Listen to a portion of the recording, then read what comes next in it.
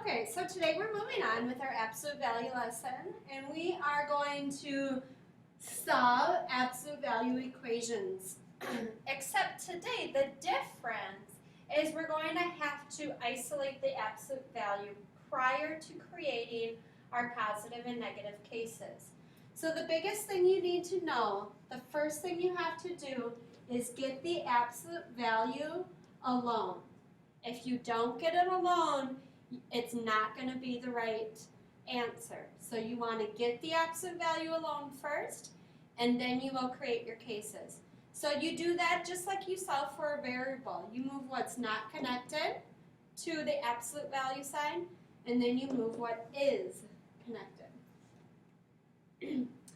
Okay, so here's our first two examples. I want you to think about what you need to do to get the absolute value sign alone to create the case.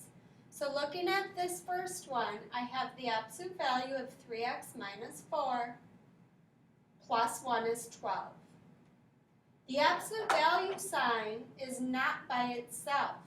I have the 1 on the same side of the equal sign.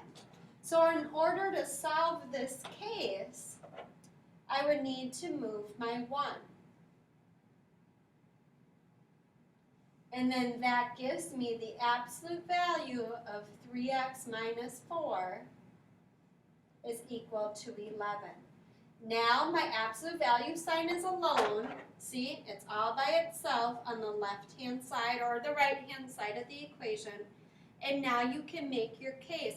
If you recall from our diagram yesterday, we always set up this template.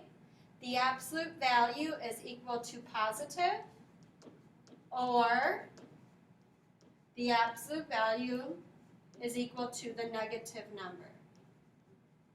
But it's not just the absolute value, it's really what is inside the absolute value is positive, or what's inside is negative. And I'm not going to solve these situations, I'm just going to go ahead and show you my cases though. So this first one, it would be 3x minus 4 is equal to 11, or 3x minus 4 is equal to negative 11. Again, I'm using this template that we talked about yesterday, or in the last lesson. Okay, so 4 times 2x, the absolute value of 2x is 8. Notice that my absolute value sign is not alone. I have this 4 next to it. And I cannot create my cases until I get the absolute value sign alone. So I need to move my 4. So I move my 4, and then I get the absolute value of 2x is 2. Now my absolute value sign is all by itself, and I can follow the template we used yesterday. So I can say what is inside it is positive, or what's inside it is negative. So 2x is a positive 2, or 2x is a negative 2. And then you would solve both cases. And here I'm just setting them up. I'm going to actually solve them on another case. But I do want, since we have room here and I didn't make a section for it, I want you to write a section of no solution. So we have some no solution ones, and if you recall from yesterday's lesson, we said the absolute value sign can never be negative at first, okay? So if it ever is, that's not accurate, that's a no solution. So if it's negative at first, it would be no solution. For example, well, let me just write it, negative when alone is no solution. So if it's negative when it's by itself, it's no solution, because it's impossible. Absolute value is always a positive unless there's a negative number on the outside. So the absolute value of 3x is 5. Let me say negative 5, that's what I meant, negative 5. That's no solution. that is no solution because it's negative right away.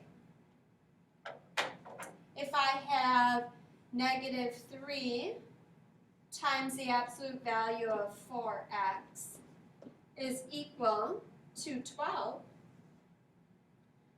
Okay, well notice I have to get my absolute value sign alone first because the negative 3 is by it. So I would move my negative 3. And you'd have the absolute value of 4x is negative 4. That can't happen because it's negative right away. So that would be no solution. If I had the absolute value of x plus 4 plus 6 equals 2. Now notice the absolute value sign is not by itself, so I need to move my 6 over. And then you'd have the absolute value sign of x plus 4 is negative 4. Nope, can't happen. No solution. It's no solution because it's negative at first. If it's negative at first, you say no solution. You don't even have to worry about solving them. It's just no solution. But that is only if it's negative when it's all by itself, when it's alone. Okay, moving to the next one. We're going to go ahead and actually solve these next ones. So remember, the first thing I'm going to do, get it alone. The second thing I'm going to do, I'm going to make my cases, and that's it. Get alone, case, just kidding. Third thing I solve. So alone, case, solve. That's exactly what I'm going to do. So this first one, I need to move that 3 because the 3 is by the absolute value sign. So I'm going to move the 3. Then you get the absolute value of x plus 4 is 9. Now I'm at cases. So remember that template we have. We have what's inside it is equal to positive, or what's inside it is equal to the negative number. So x plus 4 is 9, or x plus 4 is negative 9. Solving both cases, we have x is 5, or minusing 4. Notice they're the same, so you would add them. X is negative 13. Alrighty, the next one. What do you think I'm going to move? What am I going to move first? I'm going to move this 5 first because I need to get absolute value sign alone. That's step 1. So it's going to be absolute value of 2x minus 7 is 9. And now I do my cases. Remember what's inside is positive or it's negative. So 2x minus 7 is positive 9, or 2x minus 7 is negative 9. And you solve both cases. 2x is, what's that turn into? 16. X is 8. Plus 7, plus 7. They're different, so I'm going to subtract them. You get 2x is negative 2. X is negative 1. So the only difference today is you're going to have to get the absolute value sign alone before you make your cases like you did yesterday. I got to move my 4 first. So you have the absolute value of 3x is equal to 9.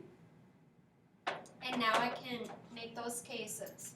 What's inside is positive or negative. So 3x is positive 9, or 3x is negative 9. X is 3, or x is negative 3. And those are my two solutions. next one. Again, I gotta make sure my absolute value sign is isolated. So I'm gonna go ahead and move this 6, and I get the absolute value of x minus 4 is equal to 11. Now I can make my cases. So I say x minus 4 is 11, or x minus 4 is negative 11. And then solve both of them. X is 15, or x is, this is going to be negative 7, right? Because if you add 4, they're different signs, so you actually subtract them and you have more negatives. So I'm hoping that you're feeling confident that the first thing you're going to want to make sure of is the absolute value sign is all by itself. Once the absolute value sign is by itself, you can go ahead and create the positive and negative cases and then solve. All right, a couple more that look a little bit more. This is more like, the bottoms are more like level 4 type questions. The top one, this is definitely doable. So notice that the 4 is sticking to the absolute value, so it is not alone. I need to move that 4. So I'm going to divide through by 4, and you get the absolute value of 2x is 4. Now it's alone, so you make your positive and negative case. So 2x is 4, or 2x is negative 4. Solve both of them. X is 2, or x is negative 2.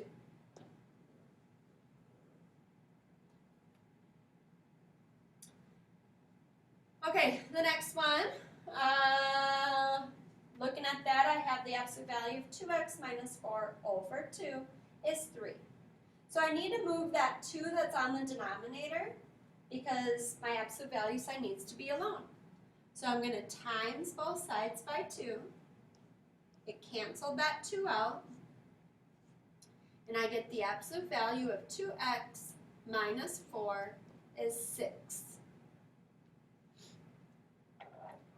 Now we can make our cases.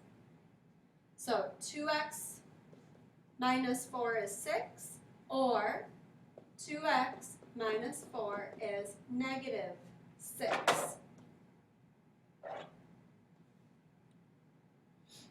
Solve both. So I'm going to plus 4 on this left one, and I get 2x is 10.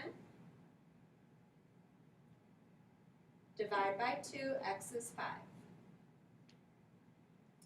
Plus 4 on the right one, and I get 2x is, well, they'd be, if I plus 4 here, they'd be opposite signs, so I'm going to take their difference, and then I have more negatives.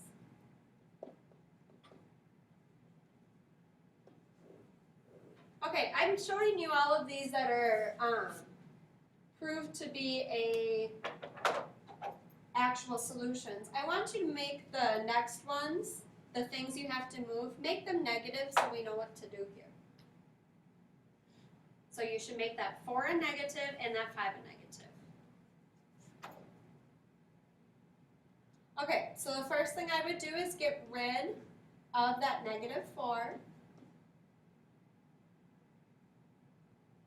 That cancels it out, and I get the absolute value of 3x is equal to a negative 24. Right away, I don't even bother solving. It is a no solution because it's negative right away. Okay, and last one. So if you look at the absolute value, I have negative 5 by it, so I have to divide both sides by negative 5. And you get the absolute value of x plus 3 is equal to negative 5. Right away, I don't even have to solve this one because it is a no solution. Because it's negative right away. So just to summarize, what you want to do today is make sure that you get it alone, that you case it, solve it, be careful for no solution.